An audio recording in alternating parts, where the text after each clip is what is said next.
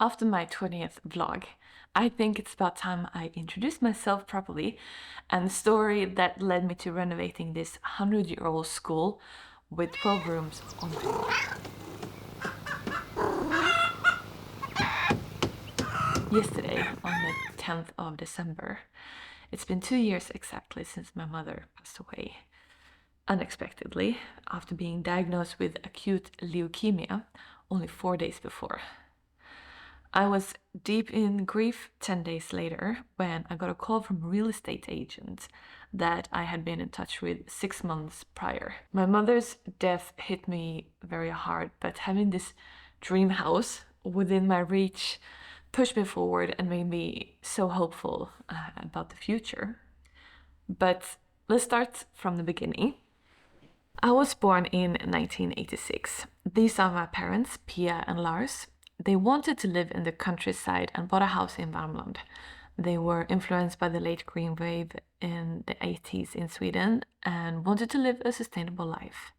This meant homegrown organic baby food, cloth diapers, and animals and beekeeping. My parents worked hard, and it could have been a wonderful life if it wasn't for the fact that my father was an addict of both heroin and alcohol.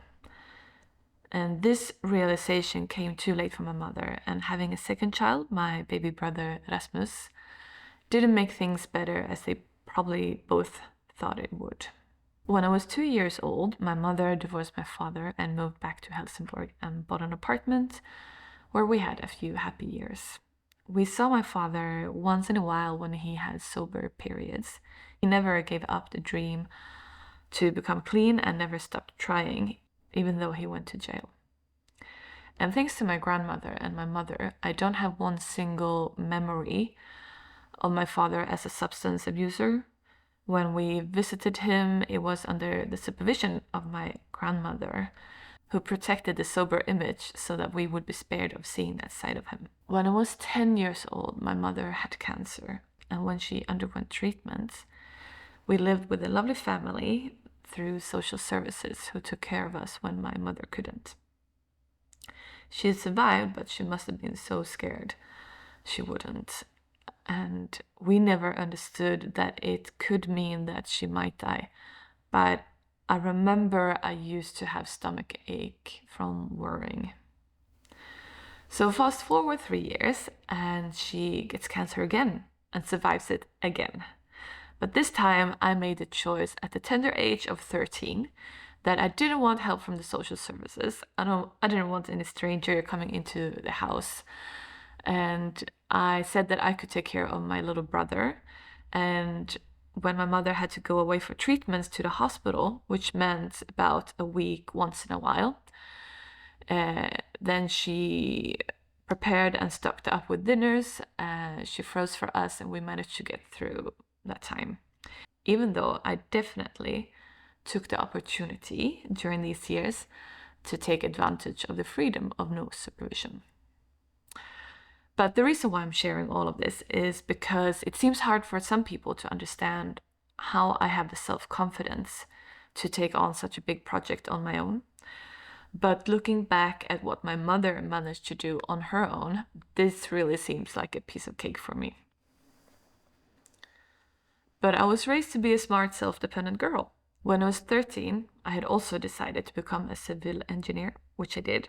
I studied urban design and city development in Norway. But before that, I lived and worked in Australia and New Zealand for 1 year. And I did my military service for 1 year in Sweden. And then I moved to Norway with a friend to work and save money so I could learn Spanish in Granada in Spain. And then I moved back to Norway because I had met my ex there and I lived there with him and studied for another 7 years. When I turned 30, I moved back to Helsingborg on my own and started a new life in my hometown. Even before I moved back, I had started to dream about buying an interesting house in Sweden. In Stavanger, I owned a semi-detached house with my ex, which we renovated, and I learned a lot of basics of renovation from him. And I also learned from my studies about architecture and how houses are constructed. But when I moved back, instead of saving for a house, because I'm totally incapable of saving money, I decided to invest in a small cottage, which I completely gutted and renovated on my own. I did everything myself except for the electricity, while at the same time learning gardening and growing food.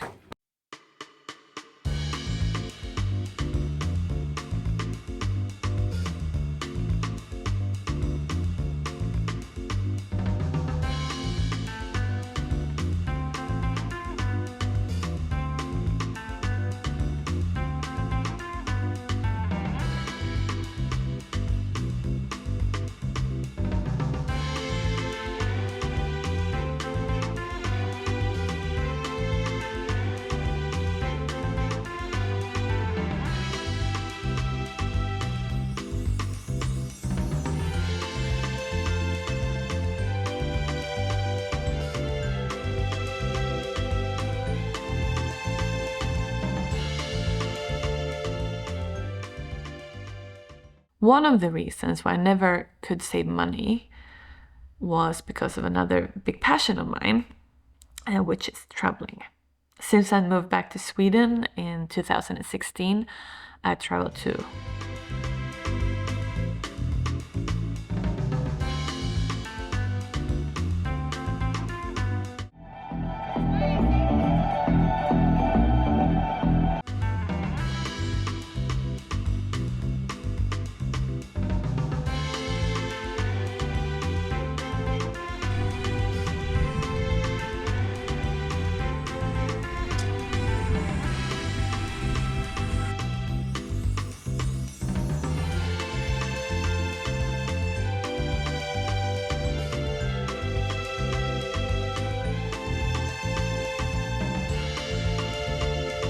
the guide.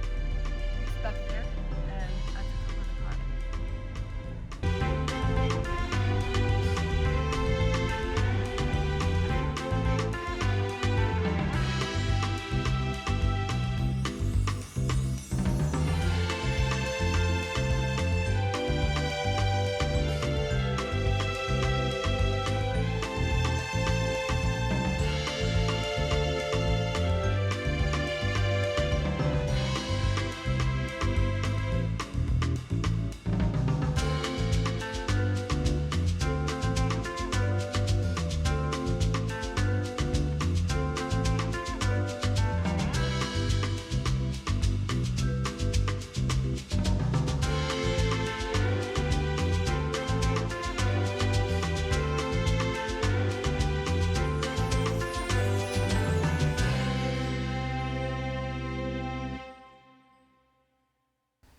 In 2021, I also traveled to Bulgaria, North Macedonia, and Hamburg for 2 weeks. And when I came back here to Sweden, I had catched a cold. And so did my mother. She wasn't traveling, but she catched a cold here in Helsingborg. And when I got better, she got worse. And a week after I got back, I took her to the emergency at the hospital. And 2 days later, she is diagnosed with acute leukemia. And 4 days later, she has passed away. I got to visit her, even though it was during the pandemic, on her last night. And she wanted me to bring her clothes for when she could go home. She said, because I have to think that I am going to come home soon. And a few hours, she passed away when a nurse was with her in the middle of the night. And it was a total shock, and it hit me pretty hard. My brother and I spent December to go through her belongings and prepare her funeral. It was only a few days before Christmas, though, when a real estate agent called me and asked about a house that I had tried to buy 6 months earlier. Apparently, the new owner who bought it passed away a few months ago before the phone call, as tragically and suddenly as my mother, but a different type of death. Now I was the only one who had placed a bid on the house and was still looking for a home and house. And the widow, she accepted my offer, and there I was. In the middle of grieving, I had finally fulfilled my dream, and it couldn't have come true at a better time of my life because it really helped me through the depression to have something to look forward to. And when I moved in here in March 2022, I was ready to work hard. I set up a profile on Workaway to get help from volunteers from all over the world, and I have gotten a lot of help. You see, with this house, I want to bring together my passion for traveling and my passion for being creative, working with my hands and doing projects. If you buy a house, you normally have to give up traveling because you need to spend all your money on the renovations. So instead, I thought, why don't I find myself a house that would make the world come to me? So I can still meet new people and experience other cultures, but in my own home. That's why I never wanted a regular, boring, normal home. I wanted an interesting house that made people want to go there, with plenty of room for guests. And in the future, I would love to have artists in residence, but that will take a couple of years to make it happen. First, I will need to gut the attic, build a bathroom and a creative workshop up there. But this will actually be my next step after renovating the guest apartment. I started renovating the guest apartment first because this place is bleeding money and I need that extra income to rent it out on Airbnb. And that's my story so far. I started sharing my journey after about 6 months. Evelyn, the first volunteer I had, she helped me to get started with Instagram. She works with social media. And then came Paula, an artist from Germany. She helped me make my first vlog and she showed me how to edit videos. And then came Jordan and Judy, who helped me film my IV removal video, and Maxi, who helped me with some more editing.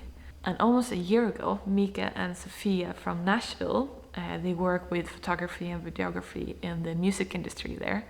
They helped me make 3 videos as well. It's been really fun to learn from all these talented people who come here to help me with my project and my dream. If you want to see the rest of the journey, make sure you follow and turn on notifications.